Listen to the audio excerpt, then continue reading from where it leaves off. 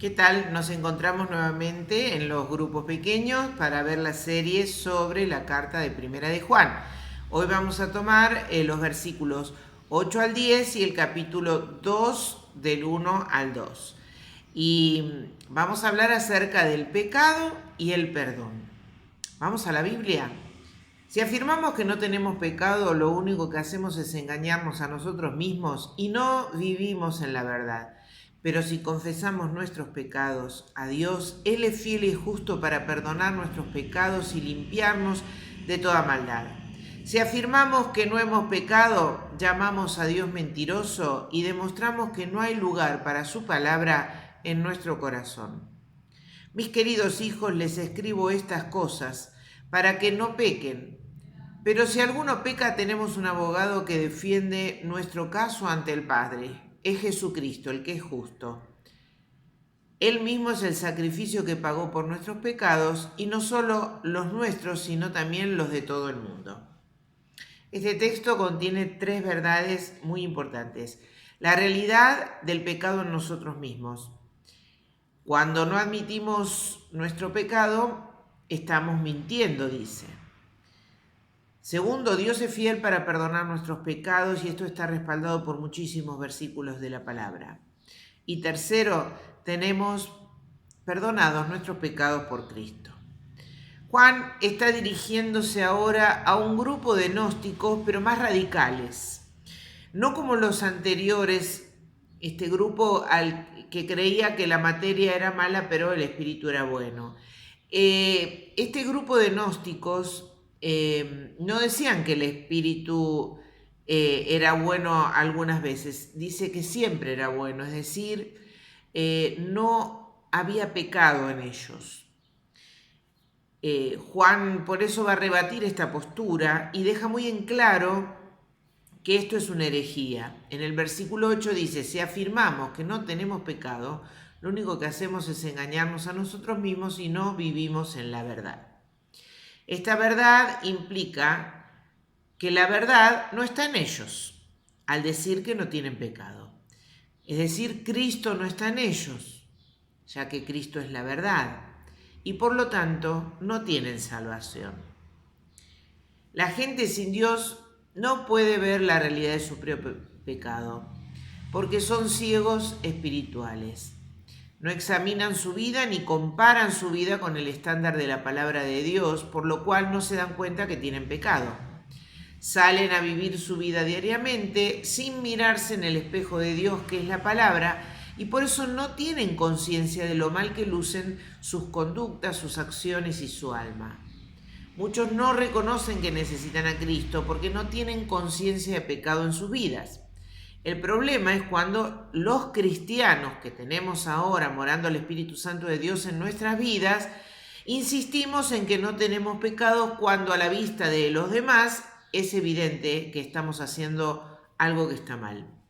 Admitir nuestro pecado es un gran tema para todos los hombres, con Dios y sin Dios. Nos cuesta mucho, por nuestro orgullo, reconocer nuestras faltas. Cuando andamos en la luz, ella misma nos ayuda a ver lo que está mal en nosotros. Pero si damos la espalda a la luz, entonces vemos en penumbras hacia adelante, no vemos con claridad y entonces empezamos a no ver en nuestras vidas las cosas que están realmente mal y que los demás sí ven. Lo que perdemos es agudeza espiritual, visual, no tenemos buena audición ni sensibilidad para ver nuestros errores. Cuando vos querés algo con todo tu corazón, perdés objetividad, porque tu deseo se involucró en eso y eso es fuerte. Y ya no querés oír razones de por qué está mal lo que estás haciendo. Se te puso que lo querés y hasta te parece exagerado o alarmista la opinión de los demás que te están diciendo que tenés que hacer algo. Minimizás lo que haces porque no querés afrontar el problema. Comenzás a ver las recomendaciones que te dan de otra forma y tratás de esquivar o de autoconvencerte que lo que estás haciendo está bien. Te autoengañás. Por ejemplo, pasa mucho cuando uno hace dieta. Si uno se autoengaña, se da ciertos permisos que saben que no están bien, pero se miente a uno mismo, ¿no? Y le parece que lo que le ha dicho el médico es exagerado, así que se da esos permisos. Los que luchamos con el peso sabemos muy bien cómo nos autoengañamos. Nadie quiere estar en un estado de autoengaño consciente, pero quisiera que te preguntes de qué manera te podés autoengañar con respecto al pecado. ¿Qué permisos te estás dando en algunas áreas de tu vida que sabes que no están bien y sin embargo te autojustificás de por qué seguir haciéndolo? ¿A qué cosas estás esquivando y las pasás por alto porque te son difíciles de cumplir? La mejor medicina es la preventiva. Prevenir es mejor que curar, dice el dicho. ¿Qué otras cosas ves hoy en tu vida que te permitan retroceder y volver atrás para poder corregir el error del autoengaño en tu vida? El autoengaño te da ideas contradictorias. Sé esto, pero practico lo contrario. Lo que se ve es incoherencia entre la creencia que tengo y la práctica que tengo. Hay una dualidad en nuestra vida y por más que sé lo que Dios dice, hay algo que yo quiero, hay algo que me conviene y me quiero convencer de que no está tan mal hacerlo. Y el egocentrismo me lleva a vivir engañado. Entonces, ¿qué podemos hacer para prevenir el autoengaño? Y entonces te voy a decir alguna serie de tips. Necesitas conocer su palabra. Hay que visitar la palabra a diario, pero no para acumular conocimiento, para memorizarla, para dársela a alguien o para medir a los demás o criticarlos. No leas la palabra pensando qué buena está esta palabra para fulano de tal. Léela para saber dónde está tu vida en relación con el estándar de la palabra de Dios. Léela para saber si andás en comunión, si estás andando en la luz. Jesús lo dijo así: ¿por qué te preocupas tanto por la astilla del ojo de tu amigo cuando tenés un tronco en el tuyo? Mateo 7:3. Así que, si no querés caer en el autoengaño, vas a tener que revisar tu vida conforme al estándar de la palabra de Dios para ver cómo debes vivir y hacer correcciones al respecto. Segundo, necesitas caminar en santidad. Para no autoengañarme, necesito caminar en la luz. Cuando la luz está sobre mí, yo tengo mayor sensibilidad a lo que está mal en mi vida, porque la santidad hace eso en mí. Es decir, me hace más sensible a darme cuenta cuando estoy en pecado. Cuando me alejo de Dios, la lejanía endurece mi corazón, mi conciencia y me hace estar más insensible al pecado. Me acostumbro o me adapto fácilmente al pecado. Por ejemplo, si vos entrás en un lugar donde hay un olor nauseabundo, pero por X razón te tenés que quedar ahí adentro un rato, al tiempito que estás ya empezás a no darte cuenta del olor y llega un momento en que ya no lo sentís, ya no te incomoda, ya no lo notas. Y así sucede con el pecado y nuestra conciencia. Cuando te vas acostumbrando a hacerlo, ya tu conciencia se va volviendo elástica, laxa, y deja como entrar más cosas dentro de la normalidad que antes tenías. Te vas acostumbrando al pecado. La conciencia empieza a justificar tus acciones, comenzás a excusarte porque no querés enfrentar el error, y vivir en la luz, caminar en santidad hace que esto realmente no suceda. Tercero, necesito caminar con el pueblo de Dios. Si compartís la vida con la familia de Dios, siempre va a haber alguien sabio, alguien maduro, que puede aconsejarte, que puede corregirte, que puede señalarte en amor un error y te va a ayudar a corregirlo. Alguien que tiene discernimiento y te muestra lo que no está bien y te ayuda a descubrirlo. Dice Gálatas 6:1: amados hermanos, si otro creyente está dominado por algún pecado, ustedes, que son espirituales, deberían ayudarlo a volver al camino recto con ternura y humildad. Y Santiago 5, 19 y 20 dice: mis amados hermanos, si alguno de ustedes se aparta de la verdad y otro lo hace volver, pueden estar seguros de que quien haga volver al pecador de su mal camino salvará a esa persona de la muerte y traerá como resultado el perdón de muchos pecados. Así que cuando vos caminás con el mundo te va a aplaudir, no te va a decir que estás haciendo mal, porque ellos no ven, son ciegos espirituales. Ellos van a minimizar tus faltas, las van a justificar porque ellos no tienen el estándar de la palabra de Dios para medir. El mundo no puede ser tu punto de referencia o de comparación. Para eso tenés el pueblo de Dios. Cuarto, necesitas humildad para ser corregido. El orgullo te impide reconocer la falta o reconocer tu pecado. El orgullo no escucha, se vuelve desafiante, se autojustifica, niega haber hecho lo que hizo, niega haber dicho lo que dijo, niega acciones que otros claramente vieron que uno cometió. El orgullo minimiza las faltas y agranda las faltas de los demás para autojustificarse. Piensa que el otro exagera las circunstancias. El orgullo exalta la humildad. Por ejemplo, has estado hablando con alguien o vos en algún momento dijiste: humildemente te digo. Cuando siento que nadie me entiende, no es que todo el mundo está equivocado. Yo debería pensar si no soy yo el que estoy equivocado, porque todo el mundo no puede estar equivocado. El orgullo me hace creer que son los demás, pero la realidad es que probablemente sea yo el que estoy equivocado. Quinto, necesito tener un corazón sano.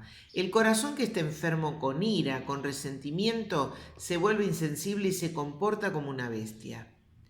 Lo dice la Biblia, lo dice el salmista. Salmos 73, 21 y 22. Entonces me di cuenta de lo amargado y lastimado que estaba por todo lo que había visto. Vi lo necio e ignorante que era. A ti, Dios, debo de parecerte una bestia. Alguien que conociendo a Dios se apartó y permitió que el resentimiento contra alguien le hiciera perder la razón hasta tal punto de comportarse como una bestia, como un animal. Cuando yo estoy resentido, cuando tengo ira, cuando estoy herido, quiero venganza. Cuando llevo a cabo la venganza, en realidad eso no me satisface. Y lo cierto es que como no produce satisfacción, me siento más resentido. Porque siento que no fue bueno, no me terminó convenciendo lo que pasó. Y eso se convierte en una espiral descendente, que me convierte en alguien ciego y que me autoengaño. Termino comportándome, como dice el salmista, como una bestia, como un animal que reacciona por instinto y no racionalmente. Juan dice que está tratando que entendamos estos conceptos para dejar de andar caminando en el pecado. Nos enfrenta a la realidad de nuestro pecado y nos dice qué hacer. Si confesamos nuestros pecados, a Dios Él es fiel y es justo para perdonar nuestros pecados y limpiarnos de toda maldad, dice el versículo 9. Pero hay un condicional. Si confesamos, ¿qué quiere decir? Que no hay una verbalización de la falta, sino que hay un arrepentimiento de corazón. Juan está diciendo que Dios es fiel para perdonar cuando hay confesión, cuando hay arrepentimiento. Isaías 1:18 dice: vengan y aclaremos las cuentas, dice el Señor, por profunda que sea la mancha de sus pecados, yo puedo quitarlas y dejarlas tan limpio como la nieve recién caída. Aunque sus manchas sean rojas como el carmesí, yo puedo volverlas blancas como la lana. Juan dice también que Dios no solo es fiel, sino que es justo para perdonar, es decir, tiene una justicia que es retributiva con respecto a mi falta. ¿Qué significa? Que nunca me va a dar una consecuencia injusta con respecto a la falta que yo cometí. Nunca me va a pasar algo que yo no merezca. El Señor no se enoja con facilidad y también es muy fuerte. El Señor no dejará sin castigo al culpable, dice Nahum 1:3. Dios es justo, por eso no juguemos con Él. Tenemos que aprender a arrepentirnos continuamente de nuestras faltas y nuestros errores. No creamos que Él va a pasar por alto las faltas muy fácilmente si no hay arrepentimiento en nuestra vida. Él no otorga perdón con disculpas verbales que no han salido de un corazón que se arrepintió. Él otorga perdón cuando hay confesión y arrepentimiento. Y mi comunión con Dios depende de que yo aprenda a arrepentirme de mis pecados de manera continua cada vez que me equivoco y cada vez que transgredo la ley. David, cuando pecó con Betsabé, en su confesión tenía este concepto que estamos diciendo. Dice, pequé contra ti y solo contra ti, delante de ti hice lo malo. Por eso tu sentencia es justa y tu juicio es irreprochable. Salmo 51:4. Deuteronomio 32:4 dice, Él es la roca, sus obras son perfectas y todo lo que hace es justo. Dios es fiel, verdadero, digno de confianza y no actúa con maldad. Y el Salmo 116:5 dice, el Señor es compasivo y justo, nuestro Dios es misericordioso. Todos pasajes que hablan de que Dios es justo y es fiel también. Juan está hablando de arrepentimiento y la palabra en hebreo y en griego tiene dos significados diferentes, pero que se complementan. La palabra en hebreo significa giroenú, es decir, un retorno en la dirección en la que estaba yendo. Me vuelvo sobre mis pasos. Y en griego significa un cambio de mentalidad. Así que cuando yo me arrepiento bíblicamente hablando, tiene que verse en mí un cambio de mentalidad que me lleva a un cambio de conducta, me lleva a esto a un cambio de dirección contraria a la que yo iba transitando, en lo que estaba haciendo. Cuando yo tengo esta clase de arrepentimiento, experimento perdón de Dios, de ese Dios que es justo y es fiel. Hay dos maneras de arrepentirme, por atrición y por contrición. Cuando me arrepiento por atrición, lo que estoy haciendo es, me arrepiento pero por miedo al castigo, miedo a las consecuencias. La motivación está en mí, no en Dios. Yo lo que tengo es miedo al castigo, a lo que me puede pasar y entonces pido perdón. Calculo si hago lo suficiente para frenar las consecuencias sobre mi vida. Y este arrepentimiento es medio pecaminoso porque en realidad lo hago por miedo al castigo y no lo hago porque tengo verdadera convicción de pecado en mi corazón. Lo que estoy haciendo es tratar de zafar de las consecuencias de mi falta. Por eso pido perdón. Cuando me arrepiento por contrición, experimento profundo dolor en mi corazón por haber fallado a Dios, por haber herido a Dios, por haberle faltado. Mi motivación no está en mí, está en Dios. Y yo no ando calculando qué consecuencias puedo zafar. Es más, estoy preguntando qué puedo hacer, Dios, para restituir, para restaurar, para corregir mi error, para enmendar la comunión que rompí a causa del pecado. Obviamente que este es el arrepentimiento que Dios espera. Y quien se arrepiente así va a ser muy cuidadoso de no volver a cometer la misma falta seguido. Cuando Juan habla de confesar pecados, habla de este arrepentimiento. Juan sigue diciendo, si afirmamos que no hemos pecado, estamos diciendo que Dios es mentiroso y eso demuestra que su palabra no está en nosotros. Versículo 10. Nadie puede decir que no tiene pecado. Todos necesitamos aprender a arrepentirnos como un estilo de vida, porque vamos a pecar muchísimas veces durante nuestra vida cristiana. La evidencia de un cristiano es su continuo arrepentimiento delante de Dios cada vez que cometen un error.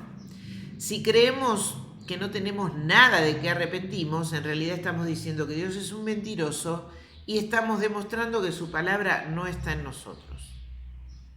Juan continúa diciendo ya en el capítulo 2, versículo 1, hijitos míos, les digo esto para que no pequen.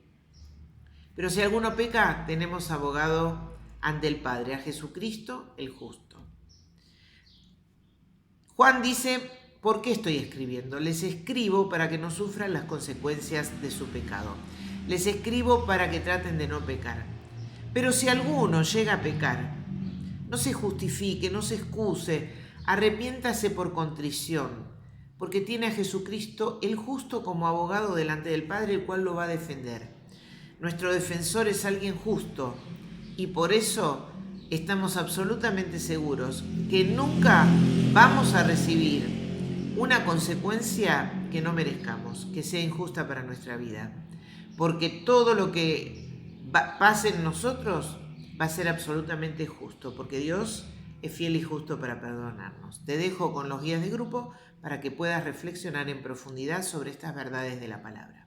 Dios te bendiga.